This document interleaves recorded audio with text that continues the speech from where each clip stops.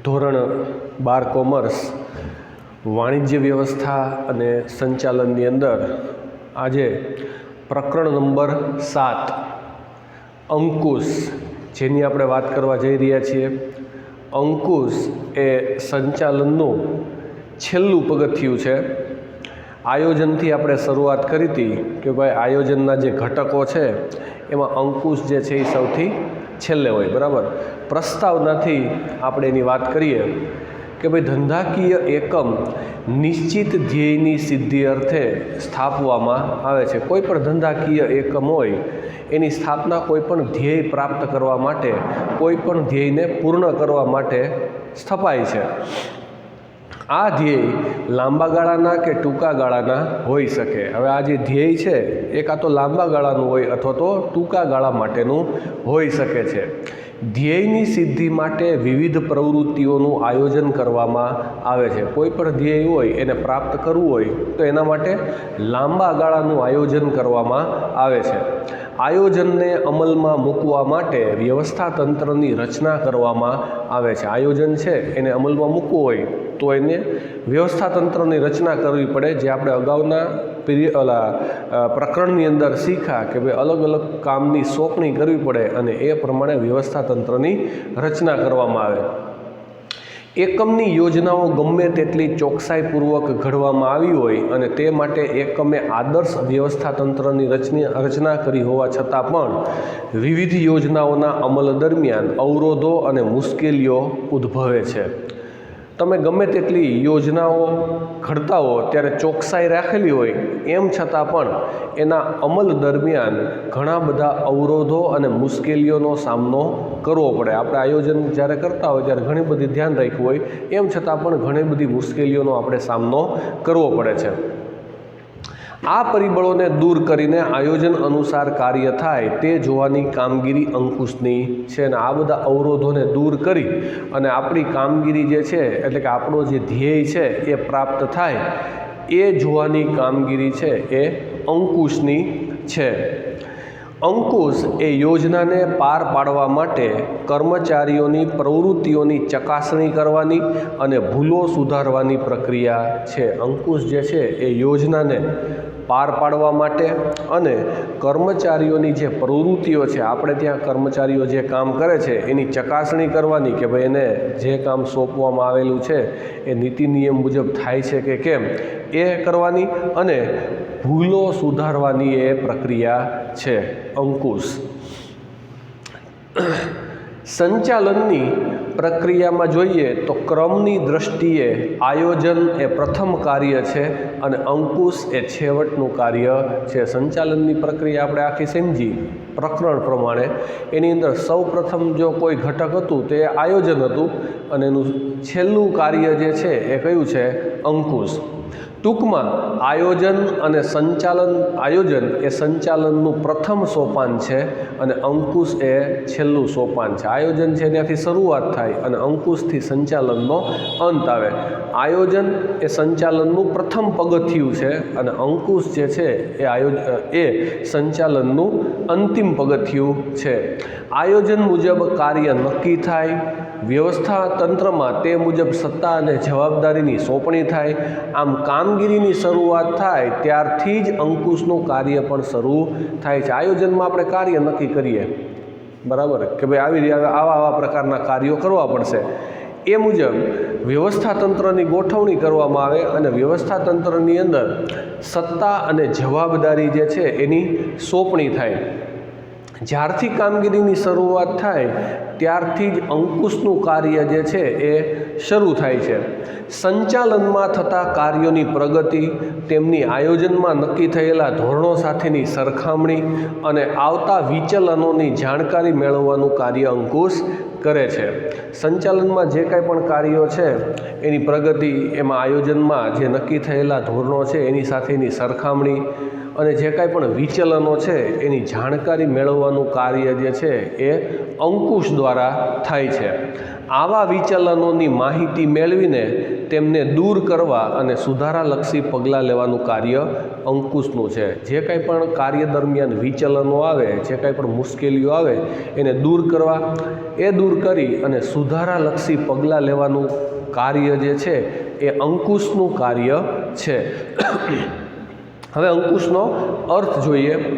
અંકુશ એટલે એકમમાં કયા કાર્યો થઈ રહ્યા છે તે નક્કી કરવું, થઈ રહેલા કાર્યોનું મૂલ્યાંકન કરવું અને જો જરૂર લાગે તો સુધારાલક્ષી પગલાં લેવા કે જેથી યોજના મુજબ કાર્ય થાય. અંકુશ એટલે એકમમાં કયા કયા કાર્યો થાય છે, એકમમાં કઈ કઈ પ્રવૃત્તિઓ થાય છે એ નક્કી કરવાનું, જે કાર્યો થાય છે એનું મૂલ્યાંકન કરવું અને જો જરૂર લાગે તો સુધારાલક્ષી પગલાં લેવા કે જેથી યોજના મુજબ કાર્ય થાય. કયા કયા કાર્યો થાય છે, કેવી રીતે કાર્યો થાય છે એનું મૂલ્યાંકન કરવું અને જો જરૂર લાગે તો સુધારાલક્ષી પગલાં લેવા જેથી કરી અને આપણી જે યોજના છે એ મુજબ કામ થાય.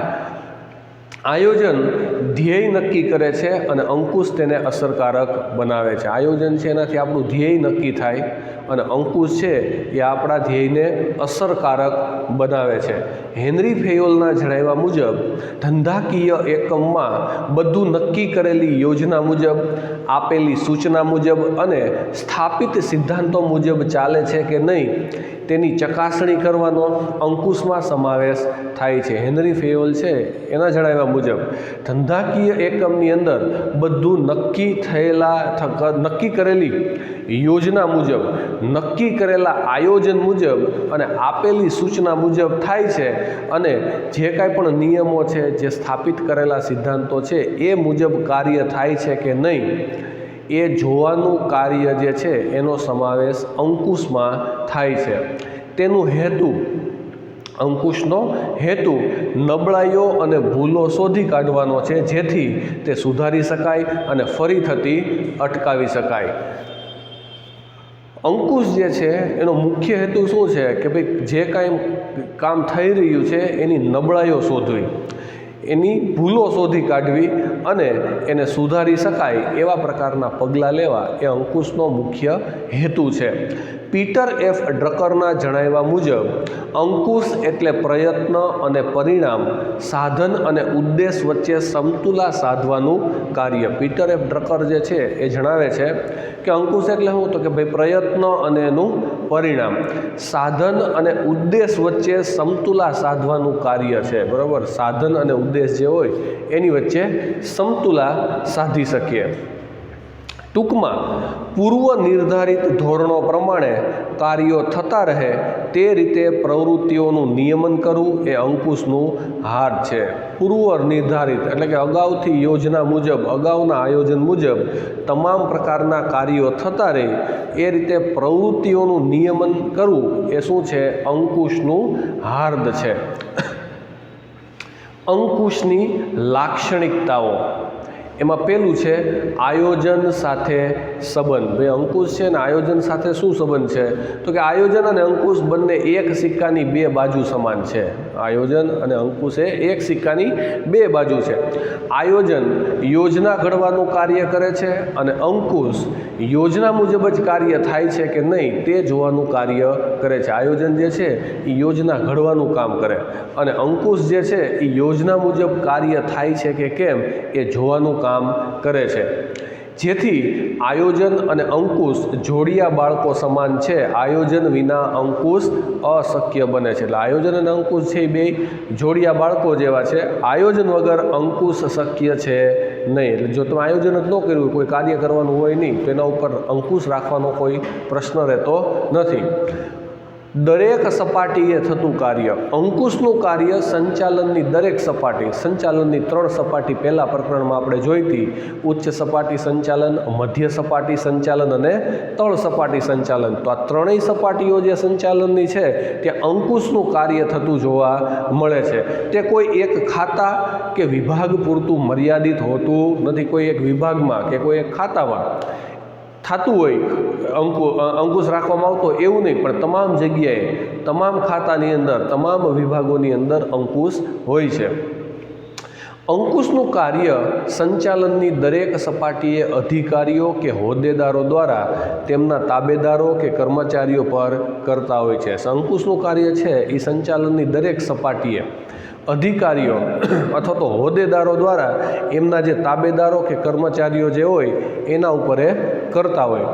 અંકુશના પ્રમાણમાં વધારો ઘટાડો એ સંચાલનની સપાટી પર આધાર રાખે છે. અંકુશ છે એના કાર્યની અંદર, અંકુશના પ્રમાણની અંદર વધારો કરવો કે ઘટાડો કરવો એ જે તે સપાટી ઉપર આધાર રાખે છે.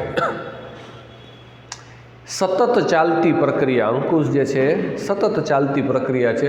એકમની પ્રવૃત્તિઓ ઉપર એકવાર અંકુશ રાખ્યા પછી કાયમ માટે બધું આયોજન પ્રમાણે થશે તેવું માનવું ભૂલ ભરેલું છે. એકમની પ્રવૃત્તિ જે છે એના ઉપર એકવાર અંકુશ રાખીએ અને આયોજન મુજબ, યોજના મુજબ બધું જ કાર્ય થયા કરશે એવું માની લેવું જોઈએ નહીં. એ ભૂલ ભરેલું છે.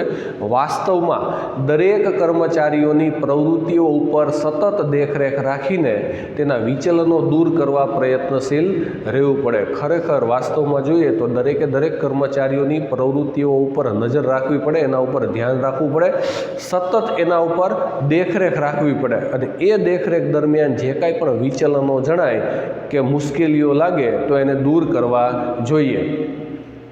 ગુણવત્તા જાળવણી, અંકુશ અને ખર્ચ ઉપર અંકુશ જેવી મહત્ત્વની સતત પ્રવૃત્તિઓ છે. ચીજ વસ્તુઓની ગુણવત્તા પણ જાળવી રાખવી જોઈએ, કામગીરીની ગુણવત્તા જાળવી રાખવી જોઈએ અને ખર્ચ ઉપર પણ અંકુશ રહે એ પણ એક મહત્ત્વની બાબત છે. એટલે આમ જોવા જઈએ તો અંકુશ છે એ દરેક સપાટીએ પણ હોય છે અને એ સતત ચાલતી પ્રક્રિયા છે. એક વખત અંકુશ રાખ્યા પછી એ કામ એમનેમ સતત થયા કરશે એવું માની લેવું જોઈએ નહીં. સંચાલનનું છેવટનું કાર્ય, અંતિમ પગથિયું, હમણાં આપણે વાત કરી એ રીતે કે ભાઈ સંચાલનમાં આયોજન દ્વારા એકમના ઉદ્દેશો નક્કી થાય. એકમના ઉદ્દેશો છે આયોજનની અંદર નક્કી થાય. વ્યવસ્થા તંત્ર દ્વારા તેનો અમલ થાય. વ્યવસ્થા તંત્ર જે છે એની ગોઠવણી કરી અને એનો અમલ કરવામાં આવે. કર્મચારી વ્યવસ્થા ગોઠવી તેમને દોરવણી આપવામાં આવે અને ત્યાર પછી અંકુશની કાર્યવાહી શરૂ થાય છે. કર્મચારીઓની વ્યવસ્થા ગોઠવી અને એને દોરવણી આપવામાં આવે. કર્મચારી કયું કાર્ય કરશે એવી એને સોંપણી કરવામાં આવે છે કામની. ત્યાર પછી એને દોરવણી પણ આપવામાં આવે છે અને ત્યાર પછી અંકુશની કાર્યવાહી જે છે એ શરૂ થાય છે. એટલે સંચાલનના બધા જ કાર્યો અંકુશ પહેલાં કરવામાં આવે તે જરૂરી છે. સંચાલનના તમામ કાર્યો, આયોજન, વ્યવસ્થા તંત્ર, દોરવણી, કર્મચારી વ્યવસ્થા, આ બધું અંકુશની પહેલાં આવે ને છેવટનું કાર્ય જે છે એ અંકુશનું છે. એટલે અંકુશનું કાર્ય જે છે એ નિયમનનું છે. નિયમ પ્રમાણે સોંપવામાં આવેલા કામ પ્રમાણે, ઉદ્દેશો પ્રમાણે કર્મચારીઓ અલગ અલગ વિભાગો કાર્ય કરે છે કે નહીં એના ઉપર દેખરેખ રાખવાનું કામ છે એ અંકુશનું છે. જે એકમની પ્રવૃત્તિઓ કાર્યરત થયા પછી જ શરૂ થાય છે એટલે અંકુશ એ સંચાલનનું છેવટનું કાર્ય છે. એકમની પ્રવૃત્તિઓ જે છે એ કાર્યરત થઈ જાય ત્યાર પછી જ અંકુશનું કાર્ય શરૂ થાય છે. એટલે અંકુશ જે છે એ સંચાલનનું છેવટનું કાર્ય છે. એને ભવિષ્ય સાથે સંબંધ, અંકુશ ભવિષ્ય સાથે સંબંધ ધરાવે છે. સંચાલક ભૂતકાળ ઉપર કાબૂ રાખી શકે નહીં. તે ભૂતકાળના બનાવોનું અવલોકન કરી તેનું મૂલ્યાંકન કરે છે જેથી તેનો લાભ ભવિષ્યમાં મળી શકે. અંકુશ છે એને ભવિષ્ય સાથે સંબંધ છે. ભૂતકાળ ઉપર આપણે અંકુશ રાખી શકતા નથી પણ ભવિષ્યની અંદર જે સમસ્યાઓ, જે વિચલનો આવે, બરાબર, એને સુધારવાના છે. એટલે કે ભૂતકાળની અંદર કોઈ એવી ભૂલ થઈ હોય, ભૂતકાળની અંદર કોઈ એવી મુશ્કેલીઓનો સામનો કરવો પડ્યો હોય તો એનું અવલોકન કરવાનું, એના આધારે એનું મૂલ્યાંકન કરવાનું અને ભવિષ્યની અંદર આ ભૂલ જે છે એ ફરી વખત ન થાય એ ધ્યાન રાખવાનું છે. અંકુશનો ઉદ્દેશ ભૂતકાળમાં થયેલી ભૂલો, બગાડ અને નુકસાન ભવિષ્યમાં ન થાય તેની કાળજી રાખવાનો છે. અંકુશનો ઉદ્દેશ એ પણ છે કે ભૂતકાળમાં એક વખત જે કાંઈ પણ ભૂલ થયેલી છે, એક વખત જે કાંઈ પણ વિચલન જણાયું છે એ ફરી વખત ભવિષ્યની અંદર થાય નહીં એ જોવાનું છે. અંકુશ એ ભાવિ સુધારણા તરફનો ખ્યાલ છે. અંકુશ જે છે એનાથી તમે ભવિષ્ય સુધારી શકો, એટલે આપણે કહી શકીએ કે અંકુશ છે એને ભવિષ્ય સાથે સંબંધ છે. રચનાત્મક પ્રવૃત્તિ.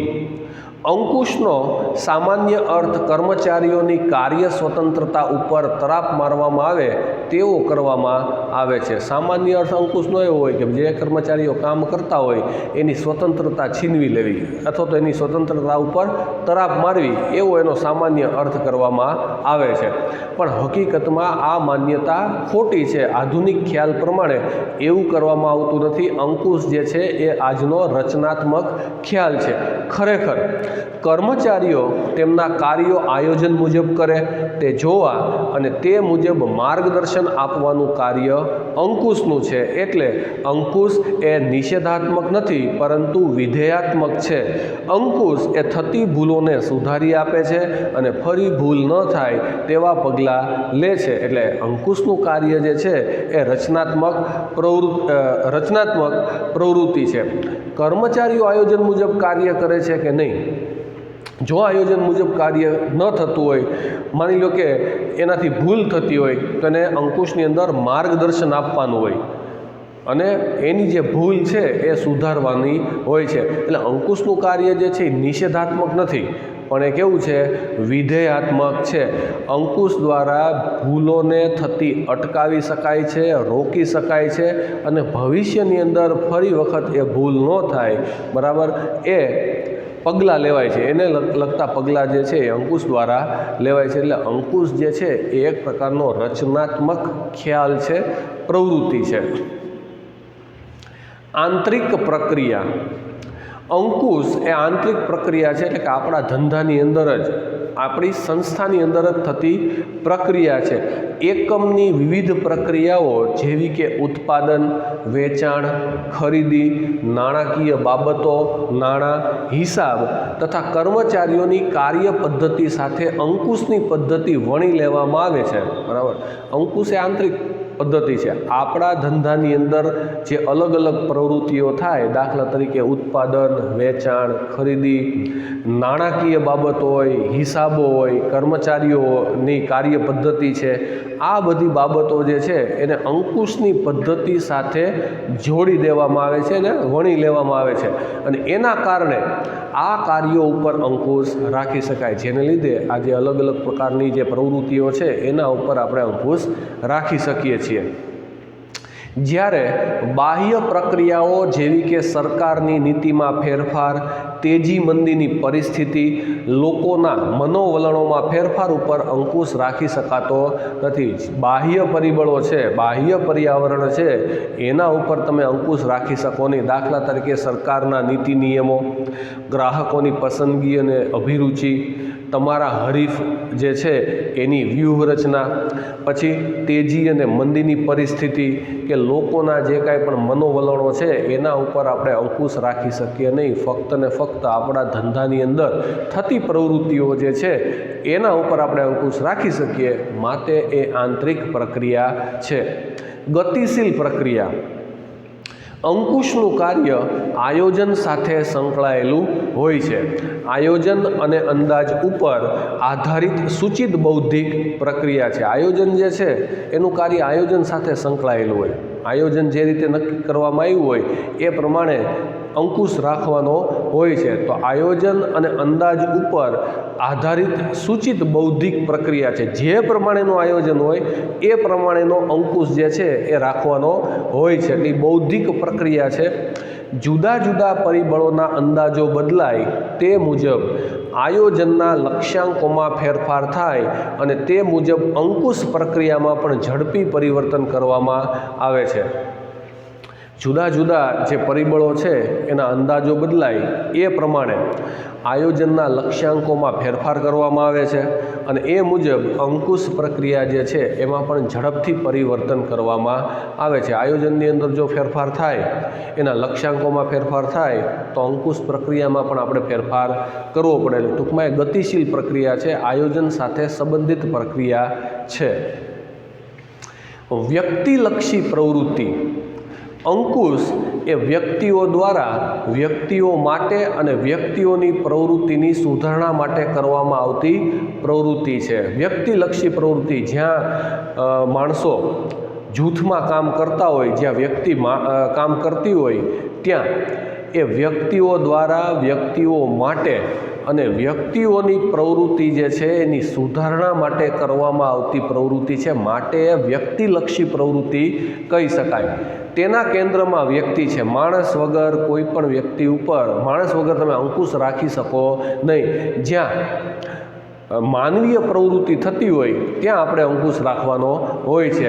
અંકુશ એ કર્મચારીઓ ઉપર રાખવામાં આવે છે. અંકુશ જે છે એ કોઈ પણ એક વ્યક્તિ દ્વારા અન્ય વ્યક્તિઓ ઉપર અંકુશ રાખવામાં આવે છે. એટલે કે કર્મચારીઓ દ્વારા બીજા કર્મચારીઓ ઉપર અથવા તેના હાથ નીચે કામ કરતા કર્મચારીઓ ઉપર અંકુશ રાખવામાં આવે છે. દરેક પ્રવૃત્તિઓ અને કાર્યો કર્મચારીઓ દ્વારા જ કરવામાં આવે છે. દરેક પ્રવૃત્તિ કોના દ્વારા કરવામાં આવે? કર્મચારીઓ દ્વારા, માણસો દ્વારા. જે ભૂલો અને વિચલનો મળે છે તે પણ વ્યક્તિ દ્વારા થાય છે. આમ અંકુશ એ વ્યક્તિલક્ષી પ્રવૃત્તિ છે. જે કાંઈ પણ ભૂલ થાય, જે કાંઈ પણ વિચલન જણાય એ પણ વ્યક્તિ દ્વારા જ થાય છે. એટલે અંકુશ જે છે એ શું છે? વ્યક્તિલક્ષી પ્રવૃત્તિ છે.